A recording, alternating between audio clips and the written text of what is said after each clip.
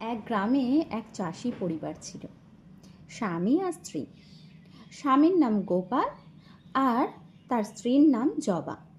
জবা খুবই একটা সাধারণ মহিলা। সবাইকে একসঙ্গে মিলেমিশে থাকতে খুব পছন্দ করে। বিকেল হলেই পাড়ার প্রতিবেশীদের নিয়ে সে গল্পের আসর বসায়। নানান রকম নিত্য নতুন খাবার বানিয়ে তাদেরকে খাওয়ায়। একদিন সকালবেলা গোপাল মাঠে যাবে, তার জন্য মশলা চিড়ে ভেজে বেঁধে দিল আর সে কিছুটা রেখে দিল বিকেলবেলা আড্ডার জন্য। বিকেলবেলা হলো, তার বন্ধুরা একে একে তাদের বাড়িতে আসলো। আরে কই রে?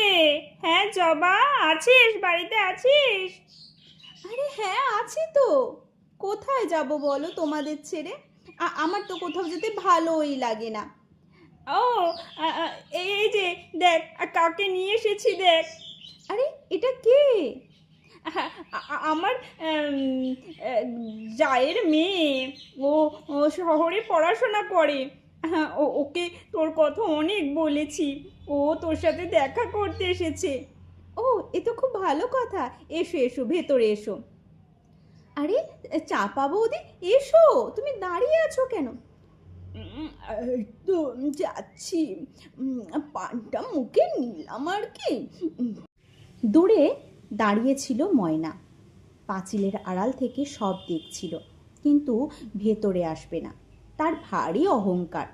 তার স্বামী শহরে একটি সরকারি কাজের সঙ্গে যুক্ত, তাই নিত্য নতুন জামা কাপড়, গয়নাগাটি, সাজগোজের জিনিস তাকে এনে দেয়। সপ্তাহে একদিন যখন বাড়ি ফেরে, যাবতীয় শহরের নতুন নতুন জিনিস তাকে উপহার হিসেবে দেয়।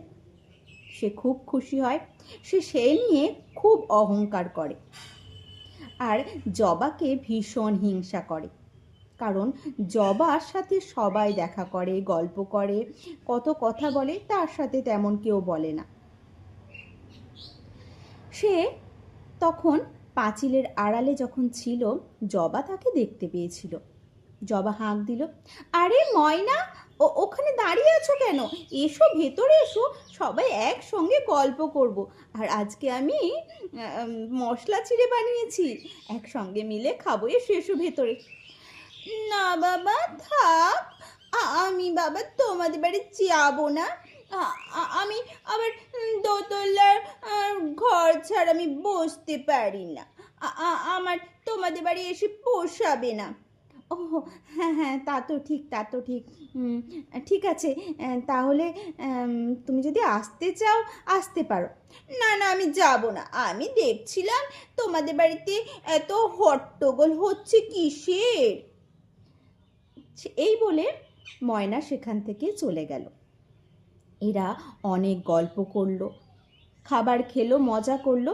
সন্ধেবেলা তারা বাড়ি ফিরে গেল। ময়না সেটা সহ্য করতে পারছে না, তার ভিতরে প্রচণ্ড রাগ হচ্ছে। সে একটা বুদ্ধি বার করলো। পরের দিন সবাইকে তার বাড়িতে নিমন্ত্রণ করলো, শুধু জবাকে তার বাড়ি নিমন্ত্রণ করলো না। সবাই তার বাড়ি যেতেই সে তার আলমারি খুলে দিল। তাতে নিত্য নতুন জামা কাপড়ে ভরপুর। তার গয়না দেখাতে শুরু করলো, সাজগোজের জিনিস দেখাতে শুরু করলো। ময়না, তোমার ঘরে কত সুন্দর সুন্দর জিনিস! সত্যি এমন জিনিস তো আমরা কখনো চোখেও দেখিনি।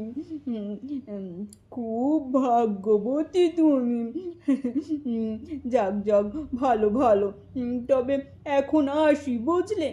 হ্যাঁ আসি, বুঝলে, পরে আবার কথা হবে। এসো এসো, আবার আসবে কিন্তু। ওই জবার বাড়িতে কি আছে বলো? ওই তো একটা ছোট্ট কুঁড়ে ঘর, ওখানে কি পাও? এখানে এসো, আমরা সবাই মিলে একসঙ্গে গল্প করব। আর আমার স্বামীর শহর থেকে খুব ভালো ভালো খাবার আনে, সেগুলোও খাওয়াবো। তা তো বটেই, তা তো বটে, আসবো আসবো। তবে জবার সাথে গল্প করে যে সুখ, সে সুখ কোথাও পাওয়া যাবে না। জবা জবা জবা। কিছু বললে? না না, কিচ্ছু বলিনি, কি বলবো, আসবেন আবার, হ্যাঁ। তারা চলে গেল। জবা তো এদিকে হাঁ করে বসে আছে তাদের অপেক্ষায়, কিন্তু তারা সেদিনকে এলো না। পরদিন আসতেই তাদেরকে জিজ্ঞাসা করলো, আরে কি গো, তোমরা কালকে এলে না? আর বলিস না, গেছিলাম ওই ময়নার বাড়ি, ডেকেছিল, তার সব জিনিসপত্র দেখাচ্ছিল, সত্যি কি সুন্দর সুন্দর জিনিস। হ্যাঁ, হবেই তো, ওর বর খুব বড় চাকরি করেছে, ওকে সব কিছু এনে দেয়, ভালো ভালো, এরকমই তো হওয়া ভালো বলো। হ্যাঁ, আমাদের যা চোটে তাই দিয়েই সংসার চালাতে হয়, আর শখ সাধ করে কি করব। হ্যাঁ, তা যা বলেছিস। সেদিনটা তাদের বেশ ভালো করে কেটে গেল। এদিকে ময়না মনে মনে একটা বুদ্ধি আঁটল। পরের দিন সকাল হতেই তার একটা খুব দামি পুতুল জবার কাছে দিয়ে আসলো। জবার স্বামী চাষের কাজের সঙ্গে সঙ্গে খুব সুন্দর হাতের কাজও করত। তাকে গিয়ে বলল, এই যে জবা, বলছি এই পুতুলটা না তুমি ওই দাদাকে বলো আর একটা এই একই রকম পুতুল যেন আমার জন্য বানিয়ে দেয়, অবিকল যেন একরকম হয়, বুঝলে? আরে হ্যাঁ হ্যাঁ, বলবো বলবো, কি সুন্দর পুতুলটা, সত্যি কি ভালো দেখতে।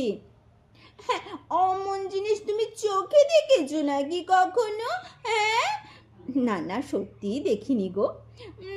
দেখো ওটা যেন নষ্ট না হয়।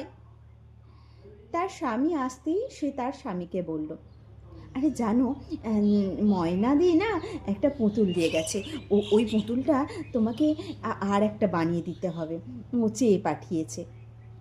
আচ্ছা, হঠাৎ এতদিন পর একটা পুতুল আমাকে তৈরি করতে কেন বললো? হুবহু একই রকম, কোনো একটা তো ব্যাপার আছে। তোমার সবেতেই সন্দেহ, তোমাকে যেটা বলছি তুমি সেটাই করো। পরের দিন ময়না হাউ হাউ করে বাড়ির সামনে কাঁদতে লাগলো আর চেঁচাতে লাগলো, আরে কি, কোথায় আছো, এসো, আমার কি সর্বনাশ হয়েছে জানো।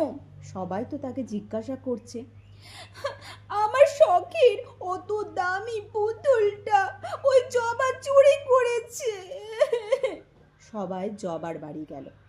জবাকে বলতেই, আরে তুমি তো কালকে আমাকে পুতুলটা দিয়ে গেলে, বললে এরকম আর একটা পুতুল বানিয়ে দিতে। মিথ্যেবাদী, হ্যাঁ, আমি কখন বললাম তোমাকে তুমিই চুরি করেছো? আচ্ছা ঠিক আছে ঠিক আছে ঠিক আছে, আমি পুতুলটা তোমাকে ফেরত দিয়ে দিচ্ছি। কিন্তু পুতুলটা সে আনতে গিয়ে ঘরের মধ্যে দেখলো সেই পুতুলটা নেই। তখন সে তো ভীষণ কষ্ট পেতে লাগলো। এদিকে ময়না পঞ্চায়েতে নালিশ জানালো, সভা বসলো, পঞ্চায়েত থেকে জবাকে ডাকা হলো। তার স্বামী আসতেই স্বামীকে সব ঘটনা বলল। তার স্বামী বলল, আরে চিন্তা করো না, আমি এই পুতুলটা সরিয়ে রেখেছিলাম, আর দাঁড়া, আমি যা যা বলতে বলছি এগুলোই তুমি গিয়ে বলবে, বুঝলে? হ্যাঁ হ্যাঁ, বুঝলাম বুঝলাম। জবা গেল, গিয়ে তখন বলতে লাগলো, হ্যাঁ, ময়না দিদি এসেছিল আমার বাড়ি পুতুলটা দিতে, কিন্তু ময়না দিদির এরকম অবস্থা তো আমি কোনো দিন দেখিনি। ময়না দিদির গায়ে এত নোংরা জামা কাপড় ছিল, শাড়িটা তো কবেকার ছেঁড়া পুরনো, গলায় তো একটা হারও ছিল না, সারা গায়ে গয়না ছিল না, আর চুলে কি নোংরা গন্ধ বেরোচ্ছিল, মনে হচ্ছিল কতদিন স্নানই করেনি, খুব বাজে লাগছিল দেখতে। এ মা, কি মিথ্যেবাদী গো তুমি! আমি যখন তোমার বাড়ি গেছিলাম পুতুল দিতে, তখন আমার নতুন শাড়ি পরা ছিল গায়ে, আর গয়না গা ভর্তি ছিল। সবাই তো তার কথা বুঝতে পারল সে মিথ্যে বলছে, আর তাকে সবাই মিলে খুব অপমান করলো, আর তাকে শাস্তিও দিল।